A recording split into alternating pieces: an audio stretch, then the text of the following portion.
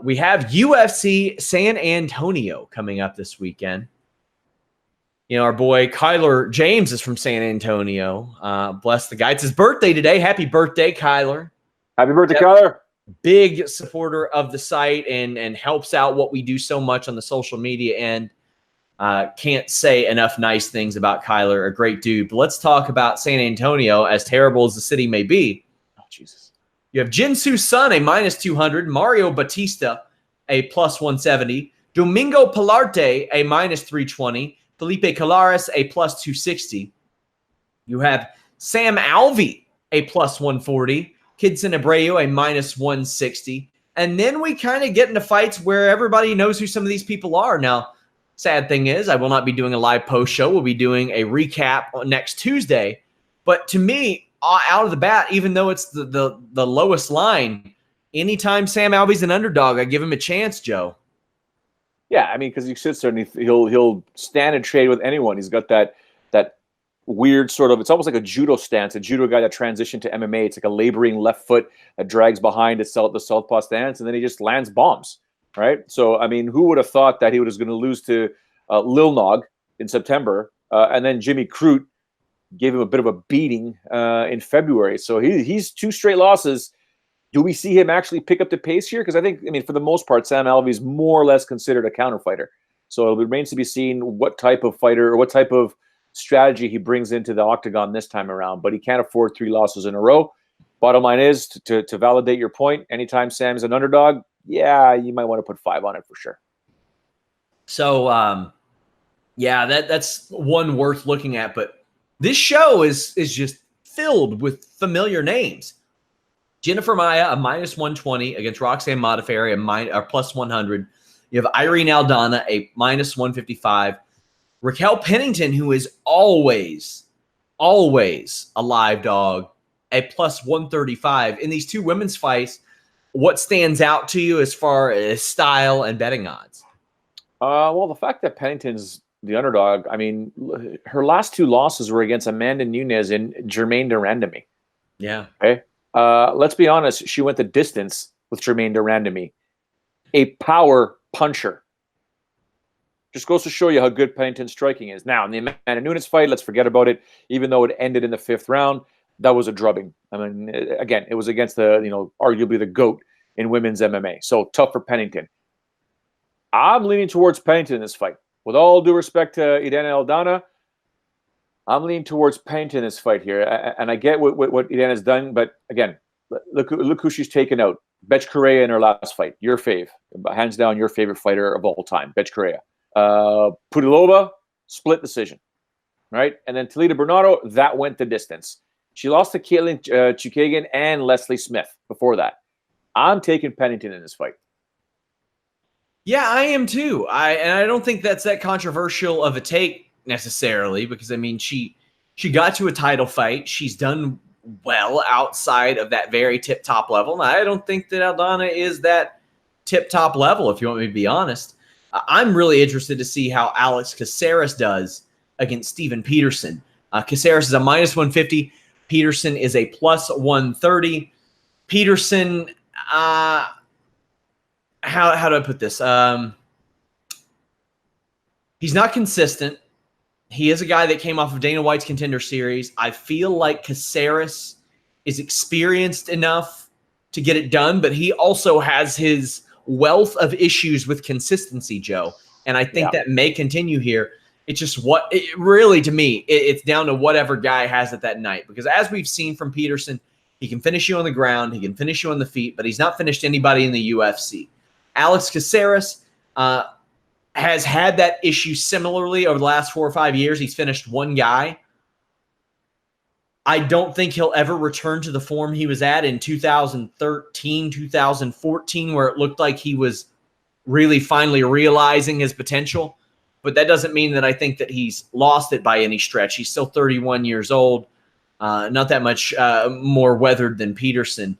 And as far as cage miles goes, Peterson fought in Bellator in 2010. Like, just because he's new to UFC doesn't mean he's new to MMA. How do you think this one goes?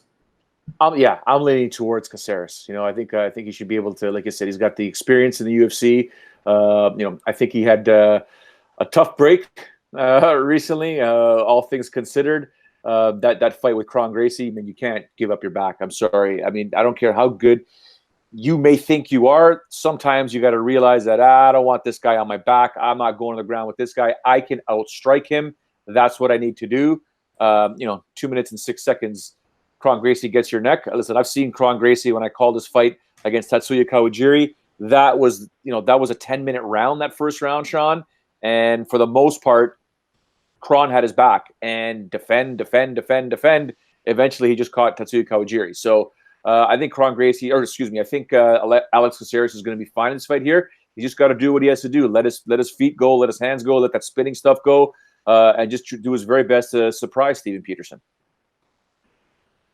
Also on this show, Andrei Arlovsky, a +160 against Ben Rothwell, a -185. Ben Rothwell is going to win this fight, and it will not stop people from calling out Andrei Arlovsky.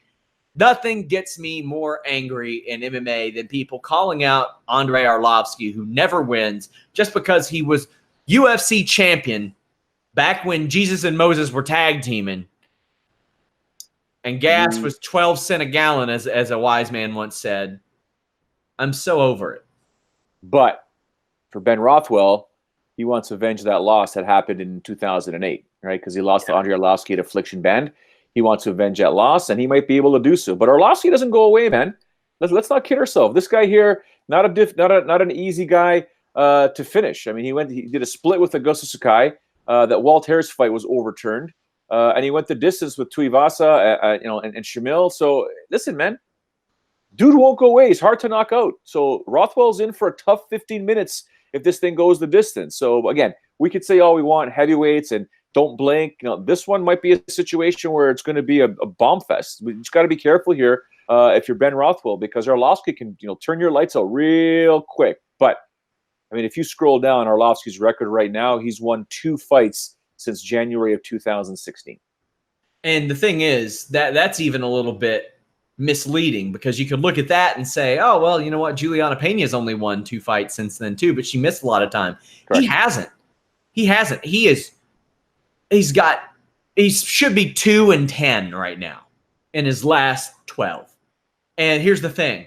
He has no finishes in his last 14 fights, I think. Not only that, in like his last 6 or 7, they ain't even finishing him. It's just boring. Really, the last great performance I remember him having was even against, I think it was maybe Barnett in loss. They had a fight of the night, but oh my God, I hope it's good. Alexander Hernandez, a -185. Francisco Trinaldo, a +160. I think that Hernandez is going to get it done here, although Francisco Trinaldo is not an easy out. He is a brick house, man. Yes, and a wily veteran. He's going to be 41 next month, Joe.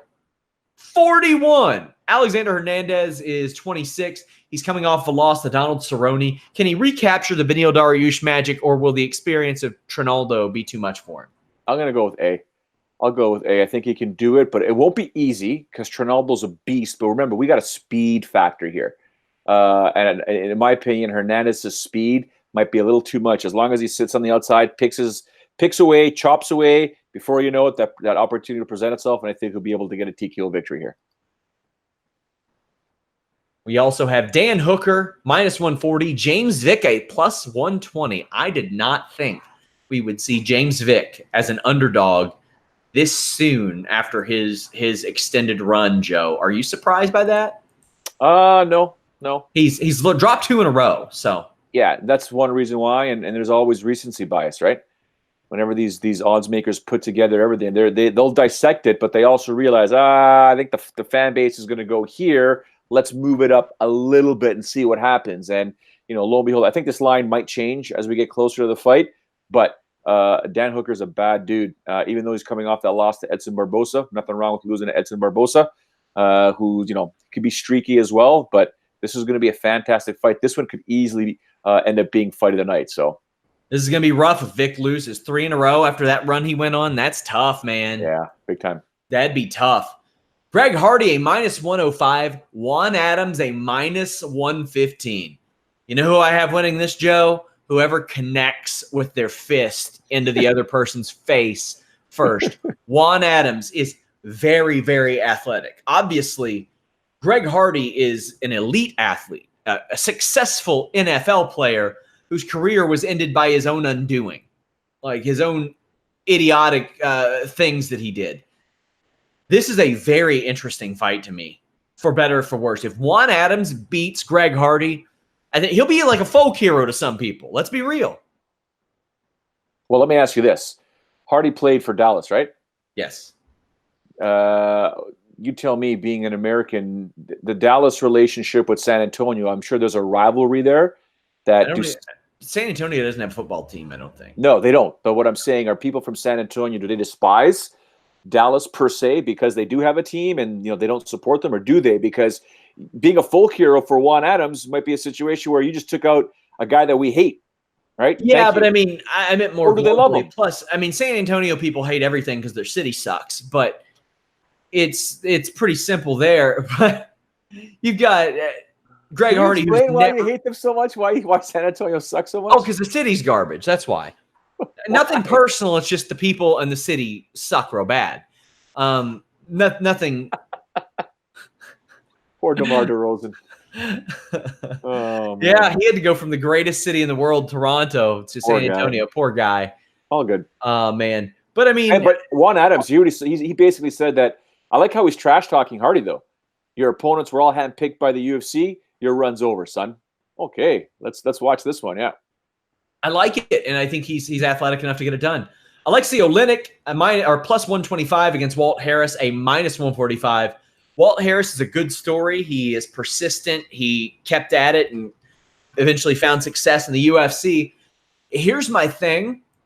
Anytime Alexei Oleinik is a plus anything, he's worth me putting 5 on, even though he's one of the closest lines on the show, because he has something in his arsenal that nobody else in UFC history has ever had in their arsenal, Joe. And you know what I'm talking about. Yep. Can you break that down to people, why that is so crucial? What his offensive tools stand out above anybody's? I don't think I've ever pulled off an Ezekiel choke in training without the gi.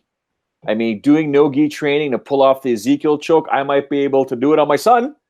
I would never do it to my son, but you need to have a certain amount of positioning and strength and understanding of where to put your arms to pull off an Ezekiel choke, especially in MMA. And at the same time, when you look at Alexei's record and the amount of people he submitted, whether by a rear naked choke or just submissions, neck cranks. I mean, this scarf hold. I mean, the guy's a beast if he gets your neck. The reason why I love this fight is it's one of those styles versus style matchups. Walt Harris was adamant after his fight that nobody in the heavyweight division has the speed and accuracy that he has.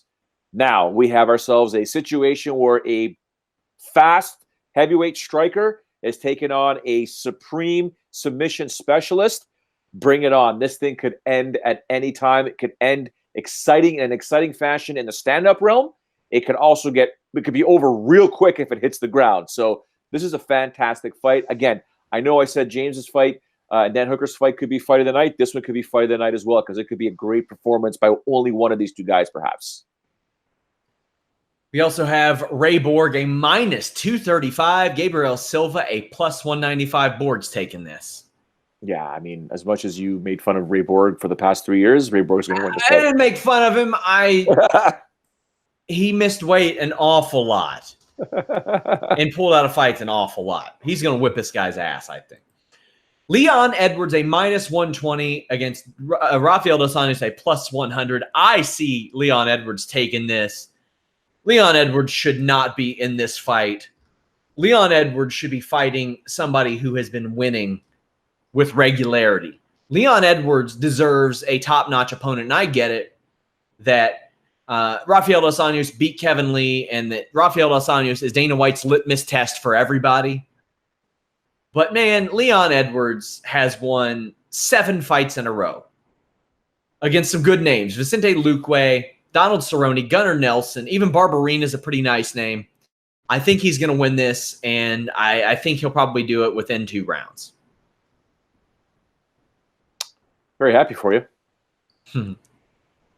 Yeah. Rafael Dos Anjos, rear naked choke, 3rd round.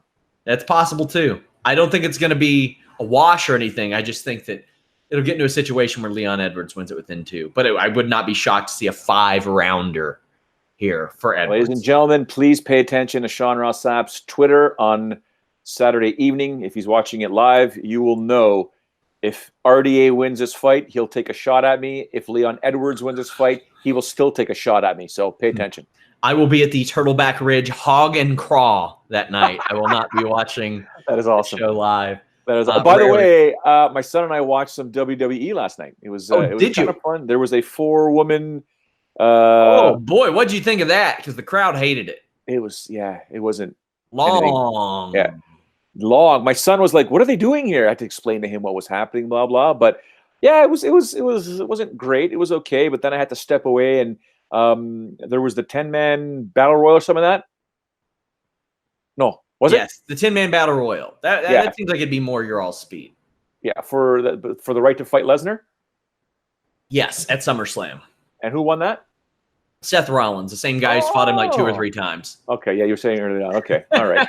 Yeah, no, it was fun. I enjoyed it. Maybe, I've been sort of heeding your advice. Shouldn't I let Thomas watch? Because we already know he's got issues with throwing his hands and dropping people, which doesn't translate in soccer. I just want to mention that. Hey, here's the thing. My mom kept me from watching boxing, MMA, and wrestling when I was younger because I think she blamed my ADHD on it. What am I doing all the time now? Still doing it. Still doing it. So that's awesome.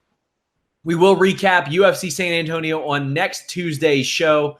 Make sure you guys check that out. Leave us a thumbs up. Subscribe. We're on podcast platforms everywhere. Until next time, guys, follow Joe at Joe A. Ferraro. Follow me at Sean Ross Sapp. Follow us at Fightful MMA. We're out.